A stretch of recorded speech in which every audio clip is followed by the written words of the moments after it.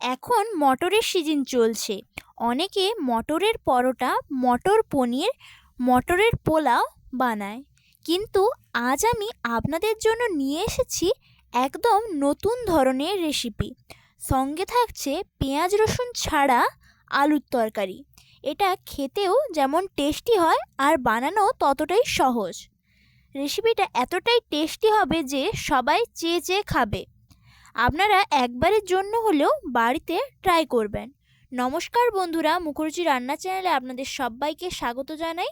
এই রেসিপিটা তৈরি করার জন্য আমি 500 মটরকে আগে থেকে ছাড়িয়ে রেখেছিলাম। এবারে কড়ার মধ্যে 1 লিটার জল দিয়ে দিচ্ছি। জলের মধ্যে মটরটা দিয়ে দিলাম, তবে জলটা একটু গরম করে নিতে হবে। মটরটা দেওয়ার পর এর মধ্যে পালং শাক দিয়ে দিলাম আর একটু নুন দিয়ে দিচ্ছি। সব কিছু দেওয়ার পর একটু খুন্তি দিয়ে নাড়িয়ে নিচ্ছি। ভালো করে নুনটা মিশিয়ে নিয়েছি। এবারে 2 মিনিট জলটাকে ফুটিয়ে নেব। এইভাবে সবজিটাকে একটু সেদ্ধ করে নিলে টেস্ট দ্বিগুণ হয়। দেখুন 2 মিনিট হয়ে গিয়েছে। এবারে জল ঝরিয়ে মটরশুঁটি আর পালংটাকে একটা মিক্সিং বোলের মধ্যে নিয়ে নিচ্ছি। পুরোটাকে এইভাবে জল ঝরিয়ে নিয়ে নেব। তারপর একটু ঠান্ডা করে এর মধ্যে ধনেপাতা, কাঁচা লঙ্কা আর আদা দিয়ে দেব। তারপরে 1/2 চামচ মতন জিরে আর 1 চামচের 4 ভাগের 1 ভাগ নুন দিয়ে দিলাম। তারপরে এটার একটা পেস্ট তৈরি করে নেব। দেখুন পেস্টটা তৈরি হয়ে গিয়েছে। আপনাদেরকে চামচ দিয়ে দেখিয়ে দিচ্ছি কীরকম হয়েছে। এবারে আটার ডোটা তৈরি করে নেব। আটার ডোটা তৈরি করার জন্য এখানে 2 কাপ আটা নিয়ে নিয়েছি। 2 কাপ আটার জন্য এখানে আমি যেই কাপটা মেপে আটা নিয়েছিলাম সেই কাপেরই 4 ভাগের 1 ভাগ সুজি নিয়ে নিলাম আর 1/2 চামচ গোলমরিচের গুঁড়ো নিয়ে নিলাম আর স্বাদ অনুযায়ী নুন নিয়ে নিয়েছি আর 2 চামচ মতন সাদা তেল নিয়ে নিলাম। সব শুকনো উপকরণগুলোকে ভালো করে মাখিয়ে নেব। মাখানো হয়ে গেলে এর মধ্যে যে পেস্টটা তৈরি করে রেখেছিলাম সেই পেস্টটা দিয়ে দিচ্ছি। এখানে আমি জল দেব না, এই পেস্টটা দিয়েই পুরো ডোটাকে তৈরি করে নেব। অল্প অল্প করে পেস্টটা দিতে হবে আর ডোটার সঙ্গে মাখিয়ে নিতে হবে। আপনারা চাইলে এটা ময়দা দিয়েও ডোটা করতে পারেন। আমি এখানে আটা দিয়ে ডোটা তৈরি করছি। আটা দিয়ে করলে বেশি নরম হয়, তাই জন্য আমি আটা দিয়ে করছি। দেখুন এখানে আমার জলের দরকার হয়নি। আপনাদের যদি জলের দরকার হয় তাহলে জল দিয়েও মাখিয়ে নিতে পারেন। পুরো ডোটা তৈরি হয়ে গিয়েছে আর কতটা নরম হয়েছে দেখুন। এবারে আধ ঘন্টার জন্য ঢাকা দিয়ে রেস্টে রেখে দিচ্ছি।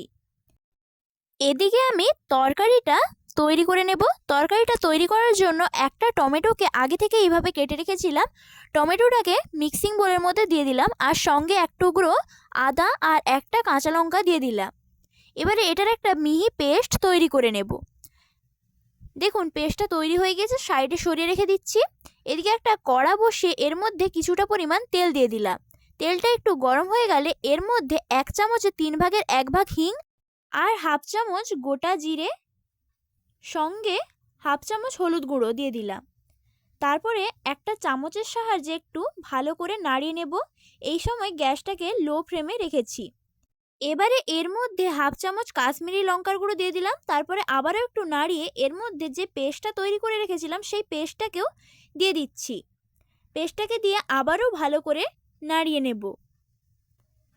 তারপর এর মধ্যে 1/2 চামচ জিরে গুঁড়ো, 1/2 চামচ ধনে গুঁড়ো আর 1/2 চামচ গরম মশলার গুঁড়ো দিয়ে দিচ্ছি। সব কিছু দেওয়ার পর আবারও ভালো করে নাড়িয়ে নেব। নাড়ানো হয়ে গেলে এর মধ্যে 1 চামচের 4 ভাগের 1 ভাগ গোলমরিচ গুঁড়ো দিয়ে দিলাম। সব মশলাকে ভালো করে নাড়িয়ে চাড়িয়ে ভেজে নেব যতক্ষণ না মশলার মধ্যে থেকে তেল ছাড়ছে। দেখুন মশলার মধ্যে থেকে খুব ভালো করে তেল ছেড়ে দিয়েছে। এবারে এর মধ্যে সেদ্ধ করে রাখা আলুগুলো দিয়ে দিচ্ছি। আমি আগে থেকে 3-4টা আলুকে এইভাবে সেদ্ধ করে রেখেছিলাম। আলুগুলোকে এইভাবে ম্যাশ করে দিয়ে দিচ্ছি, তবে পুরোপুরি ম্যাশ করা যাবে না, এইভাবে একটু গোটা গোটা রাখতে হবে। দেখুন সব আলুগুলোই দিয়ে দেব। আমি হাত দিয়ে এইভাবে করে নিচ্ছি, আপনারা চাইলে চামচের সাহায্যেও আলুগুলোকে কেটে নিতে পারেন। এবারে আলুটাকে মশলার সঙ্গে ভালো করে মিশিয়ে নিচ্ছি। মেশানো হয়ে গেলে এর মধ্যে জল দিয়ে দেব। এই সময় গ্যাসটাকে হাই ফ্লেমে করে দিয়েছি। আমি 2 কাপ মতন জল দিয়েছি। আপনারা যতটা ঝোল রাখতে চান ততটা জল দেবেন। তবে এই তরকারিটায় বেশি ঝোল না রাখলেই ভালো। এবারে স্বাদ অনুযায়ী নুন দিয়ে দিলাম। নুনটা দিয়ে আবারও ভালো করে নাড়িয়ে নেব। আমার নুনটা দিতে মনে ছিল না, তাই এখন নুনটা দিলাম। আপনারা মশলাটা ভাজার সময় নুনটা দিয়ে দেবেন। দেখুন ভালো করে নাড়িয়ে নিয়েছি। এইবারে ঝোলটা যখন এইভাবে ফুটে উঠবে তখন এর মধ্যে হাফ চামচ আমচুর পাউডার দিয়ে দিচ্ছি। আমচুর পাউডারটাকে দিয়েও আবারও ভালো করে নাড়িয়ে কিছুক্ষণ ফুটিয়ে নেব। যতক্ষণ না গ্রেভিটা একটু ঘন হয়ে আসছে ততক্ষণ এইভাবে ফুটিয়ে নেব। দেখুন আলুগুলোকে এইভাবে গোটা গোটা রেখেছি। বেশ কিছুক্ষণ ফুটিয়ে নেওয়ার পরে দেখুন গ্রেভিটা অনেকটাই ঘন হয়ে এসছে। এবারে গ্যাসটাকে অফ করে সাইডে সরিয়ে রেখে দিচ্ছি।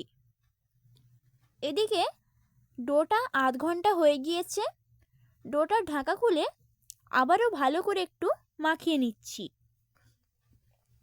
মাখানো হয়ে গেলে ডোর মধ্যে থেকে ছোট ছোট করে লেচি কেটে নিব, ঠিক যেরকম লুচির জন্য লেচি কাটি। এইভাবে লেচিটা কেটে নিয়ে হাতের সাহায্যে গোল গোল বলের মতন করে নিতে হবে। দেখুন এইভাবে সবগুলো তৈরি করে নেব।